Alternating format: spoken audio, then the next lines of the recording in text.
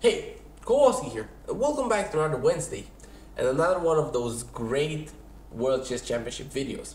Now we have a few problems going into this World Chess Championship. First of all, the World Chess Champion is dead. Alekhine sadly passed away, but we have to find a replacement for him, like a title holder.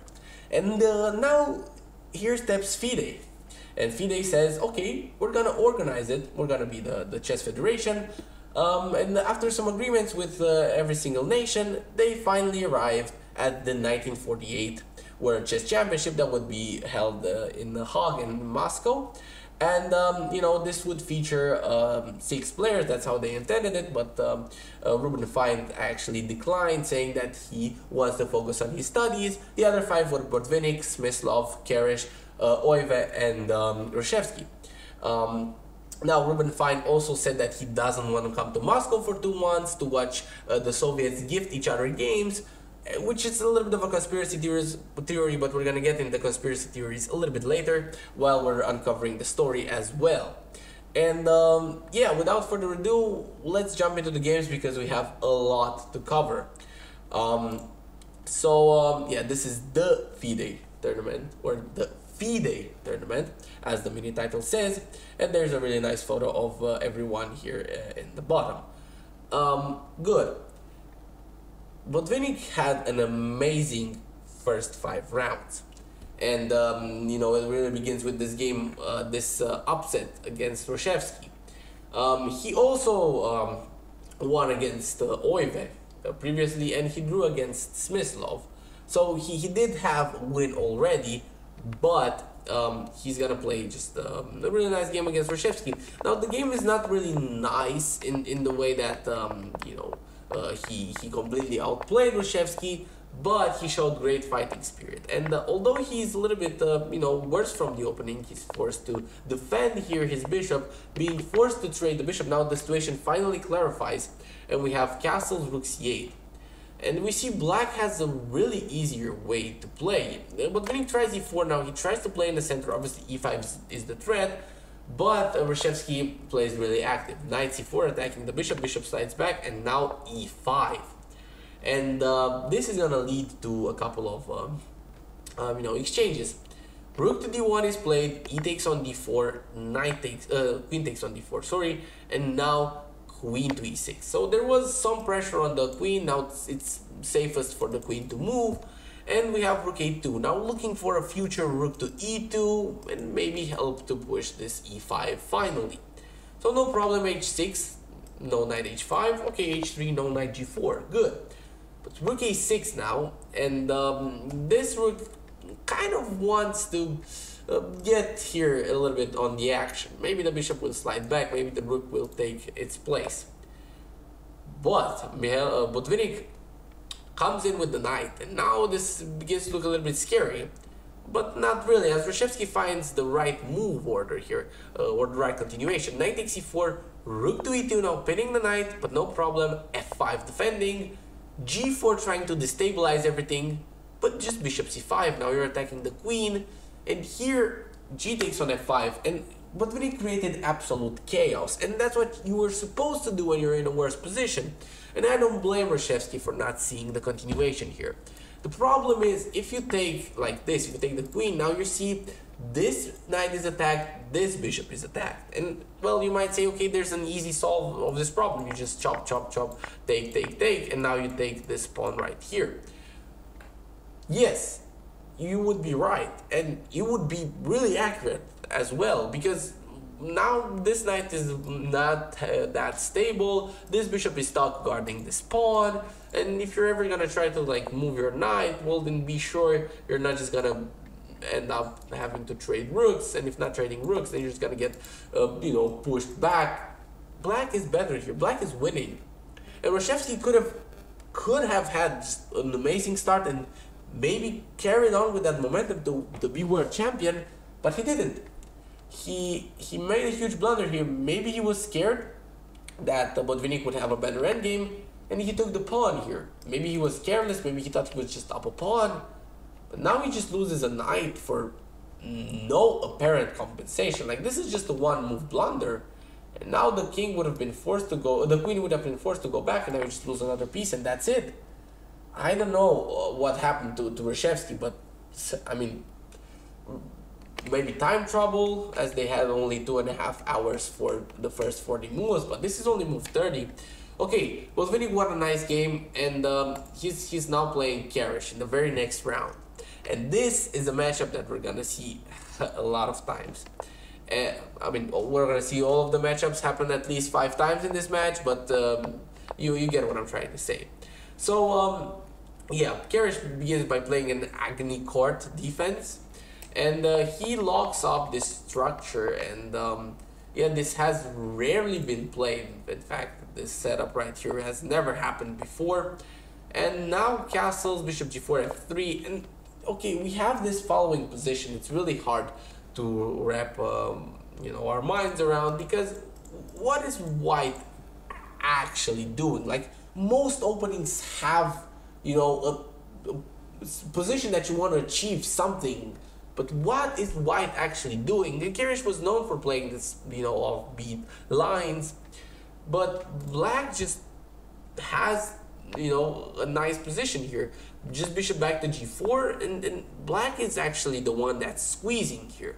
Knight to d7, g6, f takes, knight f3, and now we have the following trade.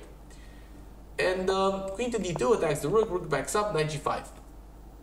Good, good. Okay, I think we kind of got somewhere here. We saw what you know, white wants to achieve. White got the open f file. He's gonna have pressure. Maybe knight f7. Okay, so knight f6. Okay, no knight f7. Okay, and now rook to e1. And this is a move that I don't really understand why it was played. And I think it just loses a little bit of time. Like, realistically speaking, this is not gonna open up too soon.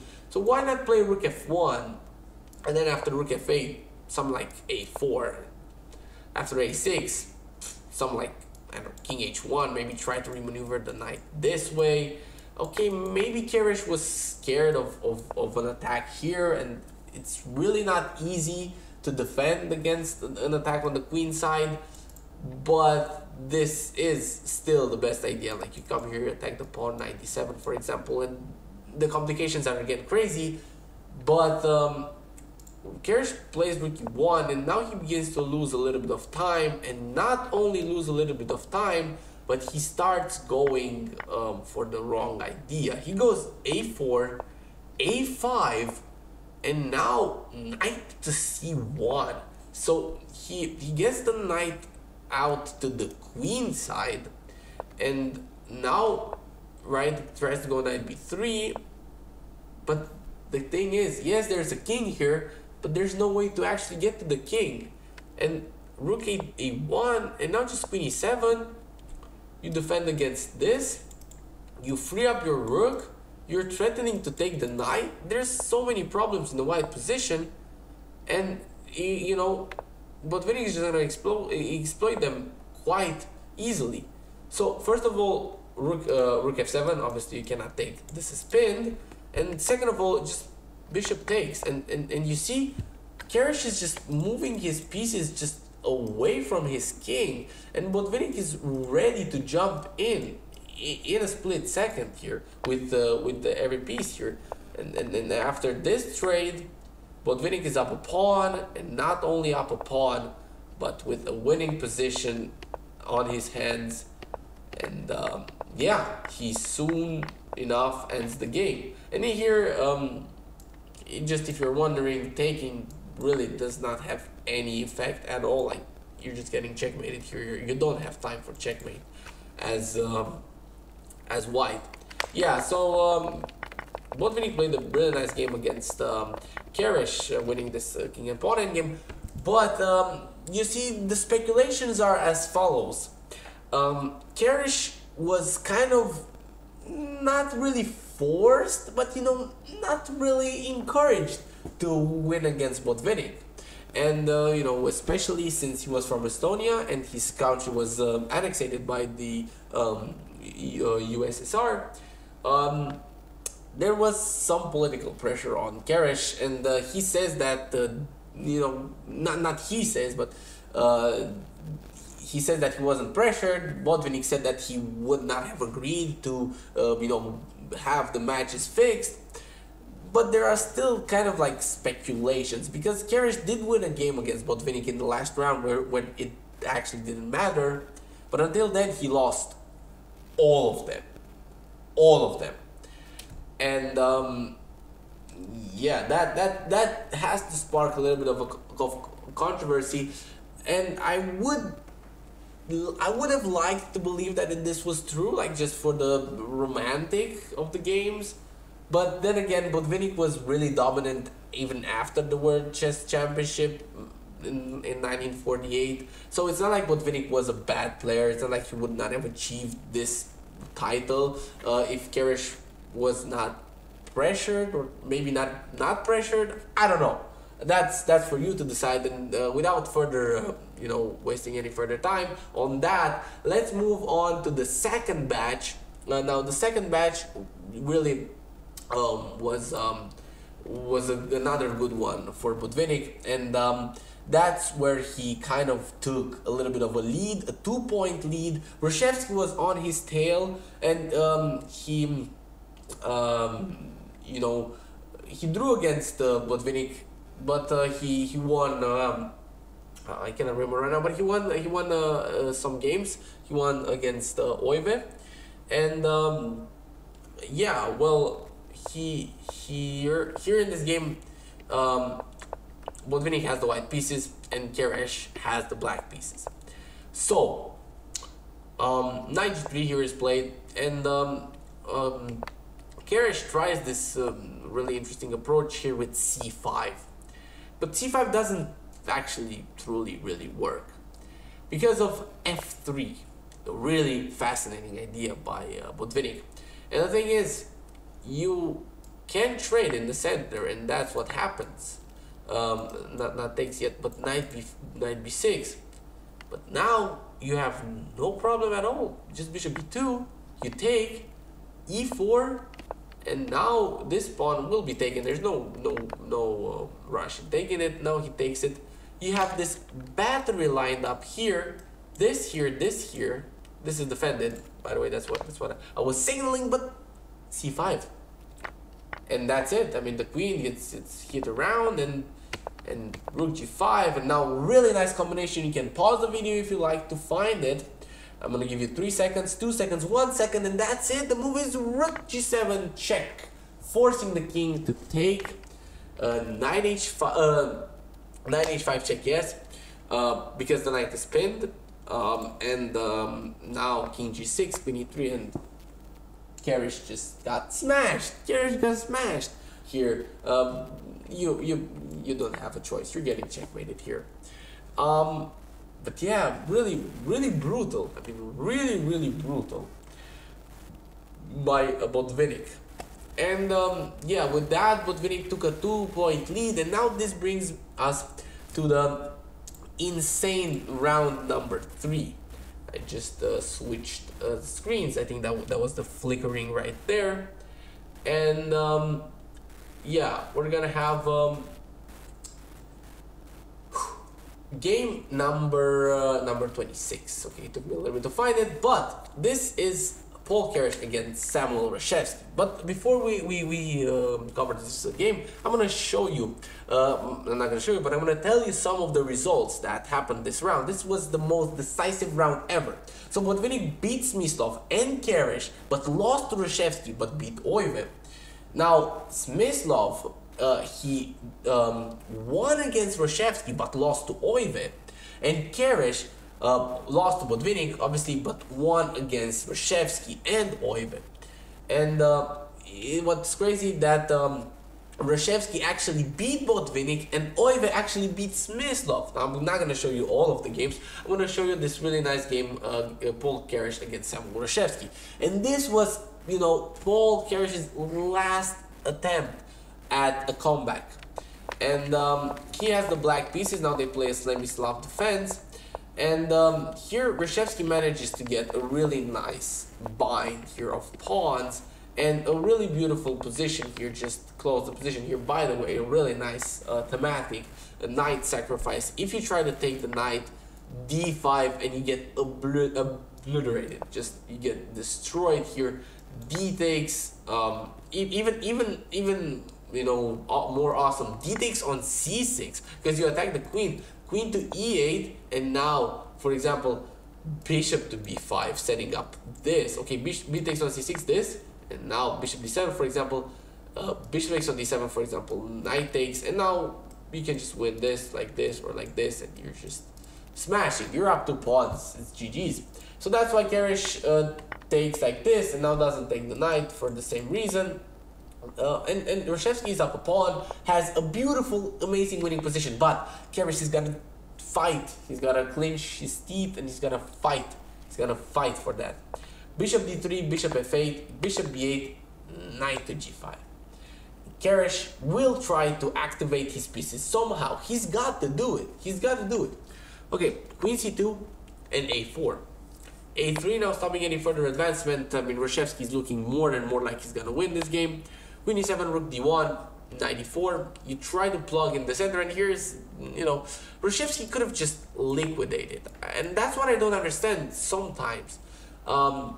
He could have just liquidated, came back, and now, what if f5? If f5, there's no problem, you just play g4. You have so much firepower. Why not trade some of the pieces? But okay, knight f1 was played. Now again, setting up this idea, g4, and now king g5. Okay, f3, kick the knight out, and now king b1. Okay, you're allowing e4 to happen, and now finally bishop c3, and now f4, and queen f2. And you see how Reshevsky moved all of his pieces from this rectangle right here over to this rectangle right here. So, you know, everything comes over to the king side, where, you know, coincidentally, the king is here. Queen f6, and now king to b2. Okay, just getting the king a little bit safer. And here, queen to c2, bishop e4. And now finally we see g4. H takes g3, knight takes g3, knight takes, rook takes. And now we're gonna see all hell break loose here, as Reshevsky is just gonna smash Karish. Bishop takes, queen takes, and now okay, Karish tries to plug in the center. He tries to, you know, not let white move, because at the end of the day, this bishop is kind of in a cage. I mean, it's blocked by his own pawns, and it's gonna be really hard to activate this bishop. It's gonna take a long time. But okay, Reshevsky has to do it. He's up a pawn, and his position is just looking great. Okay, he hesitates a little bit. He hesitates a little bit. He hesitates a little bit, and now Karish just gained enough time. And sometimes that's all you need. You need a little bit of time. You need a breather. And Reshevsky doesn't find the right idea in time, and now actually gets into a pretty drawn position. But not only drawn, a really hard position to play. And here, look at this rook. This rook is feeling a little bit without air here. This is taken away, and just one move later, Karish forces you know, Reshevsky to give him his exchange. But okay, maybe you can survive here with 2 pawns. You have everything defended, but Karish is gonna now grind him apart. Move his rook, attack this pawn here. Only defending move, only defending move, bishop c3. And this was really hard to spot, because now queen g1, and this is coming back right here. And what you have to do is now you can play bishop to b4. Okay, rook comes to h8, and the whole idea is that you play queen d3, rook h2, you get out here, not to b3 actually, you go back bishop d2. If you would have gone out to b3, maybe you could have survived this, but again, it would have been really hard, because now queen e2, and you're getting, you're losing this pawn, and it's gonna be really hard anyway. But bishop c1 here, and now rook h8. And here, you don't have enough. I mean, you simply don't have enough, because you don't have the same thing with like queen d3, because rook h2 check, and now you're not able to block, because it's queen a2 check, and the game ends in similar fashion. Grushevsky tries to get some counterplay, but in the end, yeah, he's just gonna get checkmated. And well, this was Keresh's last attempt. He was 2.5 points, close to the leader. That was Botvinnik, but it was still not enough. And now I'm gonna show you really short, some more decisive games where basically everybody beat each other and Botvinnik then won. So this is a game where Smyslov beats Keresh. I want to say everybody beat Keresh, not each other, but also each other, but more Keresh. And if Keresh had the round of his life this round, maybe he would have been contending. But he lost this game to Smyslov in a Queen's Gambit. Let me show you really quickly. He chose this wrong setup here. The bishop becomes way too passive. It becomes a pawn, and now gets pressured into this trade where you have to take with the pawn. And now these pawns are kind of a little bit loose, and Smyslov is able to exploit that. Comes back, and now you see this pawn is isolated. This pawn is isolated. Everything is weak. Knight has to come back. Really nice idea here by Keresh. This this is not actually checkmate, but it's really bad. Like bishop to c4, this, and yeah, this would have been really bad. So Keresh sets a little bit of a trap. Of course, Smyslov sees it, and yeah, he wins a pawn, and later he trades the pieces, wins another pawn, and just pretty easy game here, won by Smyslov up 3 pawns. Keresh is just resigning, and here's a game where Keresh loses against Grushevsky. They play a Ruy Lopez, and yeah, this is an open Spanish, as they call it, and these open Spanishes are wild. This has been played, even by Caruana in 2016 with the white pieces, so it's definitely something that top players play, like Gwaine Jones, Anish Giri, and but the way Keresh does it, in more of attacking style, he gets attacked actually. So he has g5, and now you're gonna see. Look at Keresh's pieces right here in a second. Like, what is this? What is this? Like all the pieces are on the back rank. This knight is quite lonely here, no targets, and this bishop is staring into a pawn. So not a really good position. The bishop is forced to lose some moves to remaneuver h3, and now, well, Keresh manages to find some sort of a way to trade everything and then be in like an okay position. But you see, when there are positions like this that hang on a knife's edge, you have to play the top move for a lot of moves, and that's really hard.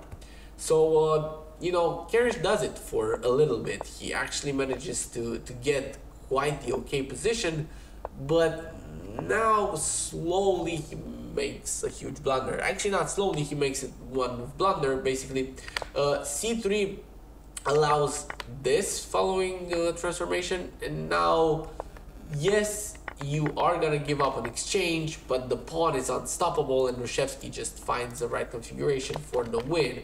Here, instead of c3 after a4, better move and a really natural move. I don't know why this was not played. For example, knight e to c5, and after the trade, I mean, okay, maybe bishop takes on c5, and Keresh, knight takes, and then bishop takes on c2, and Keresh thought that this was unplayable, but then again, this is much more survivable than this. This is just lost.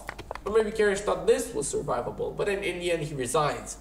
And yeah, well, everybody beat Keresh, and then everybody beat each other, and then Botvinnik kind of got away with his wins, and he played really good. I'm not gonna say that he didn't play really good, but Keresh could have definitely played better. As you can see, I'm a little bit biased.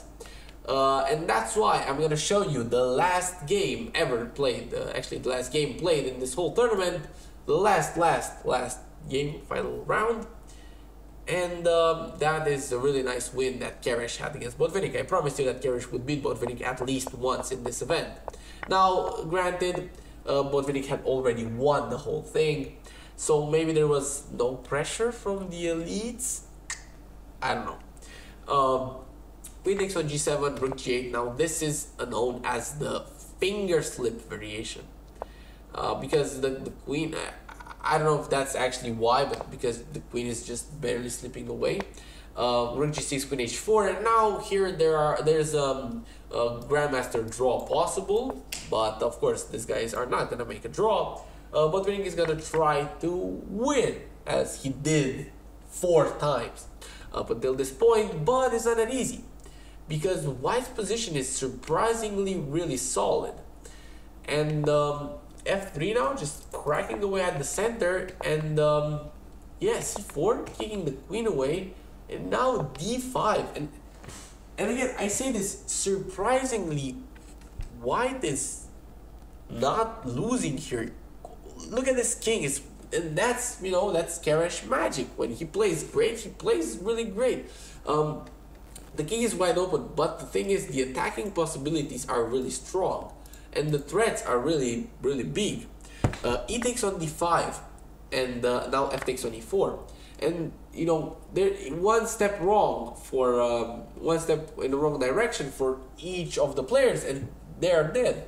Like, for example, here knight takes e4 would have been better for for black. Knight f3, for example, and now you have a really long sequence of moves. You force the queen back, and now KD takes on c4, and then you somehow achieve a endgame where you're like up a pawn. I've looked at the variation. It's really complicated, and I don't blame Botvinnik for not going for that, seeing like 15 moves in the future, and then, oh, I'm up a pawn, and okay, maybe I'm winning that endgame. He said, okay, no, more concrete approach.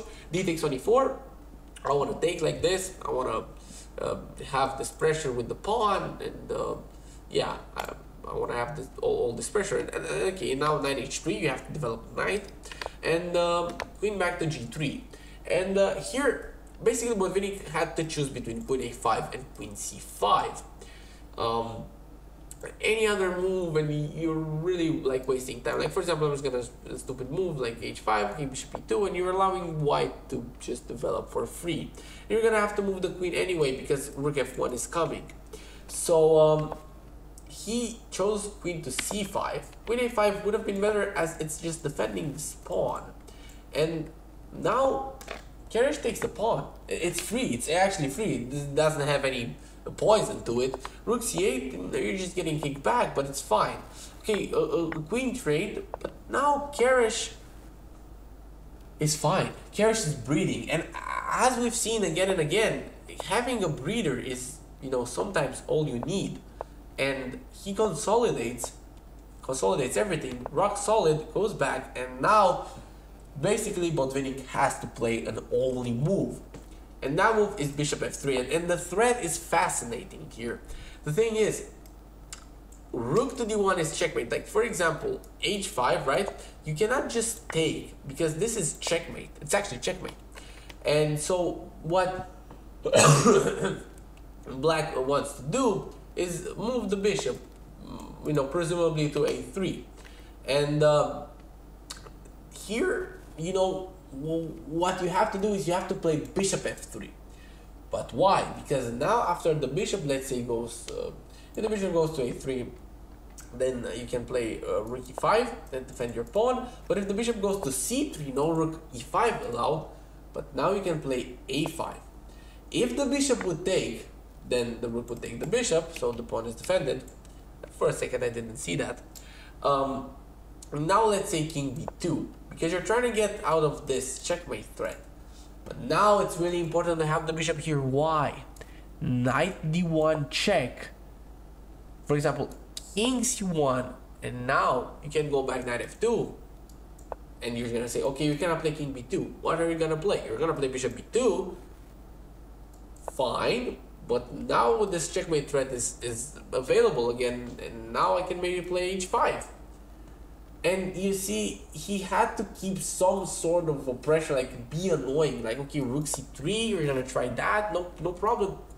Rook d1, rook takes on d1, knight takes on d1, now you're defending, rook d3, knight takes on b2, and somehow rook e5, and you're just hanging on to that pawn. You're just hanging on to that pawn, and this might be drawable. This might be drawable, like h4. You're already arriving here to break up the structure. But instead, Botvinnik did not see all of that, and he played rook takes on f4, and that's the only explanation that I have, that he didn't see anything better than this, and now he's just lost. I mean, there's no real point in covering anything that happens after the rook sacrifice. That's it. So a little bit of a longer video, but you know, the format required this video to be long. Now I feel really bad for Keresh, because you know, many say that he was actually unable to reach the title because of pressures from the top. That, you know, with that we mean Stalin and you know, maybe some other high-end Soviets. But who will actually ever know? Probably no one, not even Botvinnik himself. Maybe he knows it, maybe he doesn't know it. But yeah, I'm gonna probably do some more videos about this topic, about Keresh and his life, because there have been a lot of interesting things. Now, without making this video too long, I'm gonna see you in the next video. Kowalsky.